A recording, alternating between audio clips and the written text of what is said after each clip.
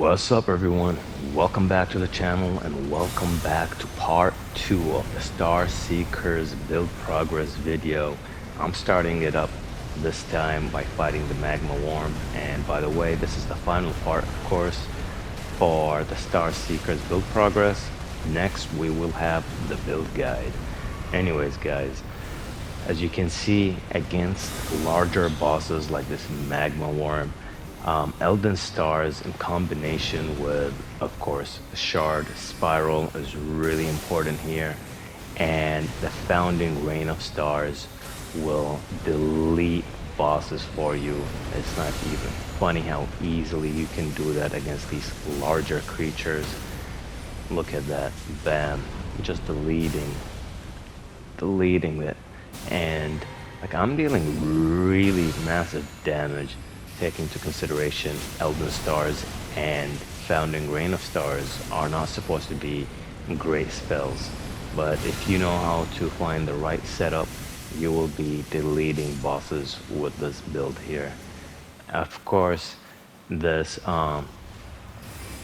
Draconic Tree Sentinel also, even though it is much smaller than the Magma Worm, suffers a similar fate, and as you can see, the Founding Rain of Stars was actually staggering this boss, not allowing it to attack as freely as it would like. So it is stronger than you think, and there you go, stands broken again. And there you go, more Founding Rain of Stars. He just walks through it this time, only doing 200 damage. So again, it is better against bosses that you can kite within the cloud, or just like right beneath the cloud as the stars fall upon them and deal massive damage to them, or against more stationary bosses that, you know, just don't move around a lot. It deals so much damage, it's not even funny, guys. Triple Rings of Light, I only use that like to clear areas that have a lot of enemies, maybe use it against bosses with ads sometimes, but that's the only time.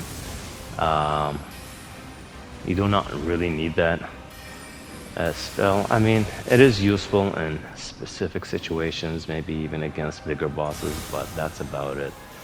However, I wanted this build to focus on pretty much Founding Rain of Stars and Elden Stars and Glintblade Phalanx. I want Stars of Ruin to work, but unfortunately they have nerfed it to the point that it is useless now. You can go for many other of these star spells that cost less and deal even probably more damage. So I think the way From Software can improve upon the spell is by simply giving it a lot of poise damage. So maybe, you know, barely deals damage, but it deals a lot of poise damage, leading to a lot of stance breaks. Anyways guys, you see the golden godfrey, whatever you want to call him, died.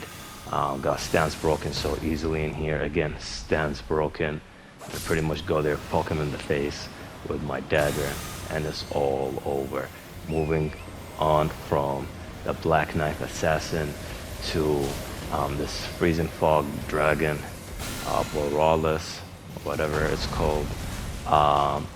Again, Elden Stars to start it up, followed by Founding Rain of Stars, and of course your Glintblade Phalanx. You use your Spiral Shard. Those two together will be deleting these big bosses for you like they're nothing. And this is what I love about Elden Stars. Oh, got away from you? Well, Elden Stars is going to chase it, and the further you are away from the target when you cast Elden Stars, the better it is. You don't want to be too far, so you don't, like, you know, a lot of those particles were not hitting it, but you want to be far enough where you're not stuck in the creature's face, because Elden Stars will probably end this duration like within seconds. That big particle that's shooting out smaller ones would probably just, you know, explode within like a few 2 to 3 seconds. But if you do it from afar, you increase the potential of it, you know, and increase the damage that it deals. And as you can see, Elden Stars did so much poise damage to him that by the time I got back to him and my Glintblade Phalanx swords attacked him, or attacked it, since I'm not sure if it's a male or a female. Um, it was already stance broken. So as you can see, this spell is really good. This is what I don't like about the Founding Grand Stars, like you have to cast it right under the boss or the enemy that you're fighting, while Elden Stars will chase them for you. However, it does feel like Founding Rain of Stars does more damage than Elden Stars from my experience. However, Elden Stars is not that bad. It's not as bad as I thought. And again, my faith investment is at 50, guys. So if I had it up to 80 and had a lot more focus on just getting damage talismans and just finding other ways to, increase my damage potential, then it would have been different. And as you can see here, guys, this is the last fight, and this Draconic Tree Sentinel got stance broken like immediately. And we're probably gonna stance break it one more time before we end this video. And I can't wait to see you guys in the build guide itself so you can see what I do to the big boys, the big bosses. Anyways, guys, as you can see, I'm just kiting around, dodging the spells, dodging all these fireballs that are shooting at us, having an easy time, poking it whenever we get the chance, and just playing around with it. As you can see, Glintstone, the Glintstone Stars is actually better than Stars of Ruin, honestly. It deals more damage, costs way less, and it's just better. That's what I'm saying. If you go for these other star spells, you are better off than the Stars of Ruin. And the only way to save Stars of Ruin is to at least increase the poise damage that it does.